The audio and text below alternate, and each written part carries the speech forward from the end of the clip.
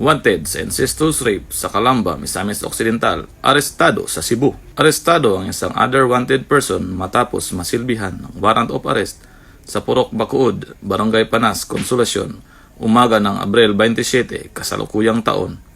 Kinilala lamang sa alias na Elmer, sa 64 anyos ang suspects na residente ng nasabing lugar. Ayon sa pulisya, nadakip ang suspect bandang alas 9 ng umaga sa bisa ng warrant of arrest para sa kasong incestuous rape na may walang inirekomendang piyansa na inilabas noong Setyembre 26, 2005 ng Korte sa Misamis Occidental. Sinagawa ang operasyon ng 1002nd Maneuver Company, Regional Mobile Force Battalion 10, katuwang ang Consolacion MPS, Cebu PPO, sa koordinasyon ng Parallel MPS, Misamis Occidental. Kasalukuyang nasa kustodiya ng Consolacion MPS ang suspect para sa kaukulang disposisyon at pagsasampa ng kaso.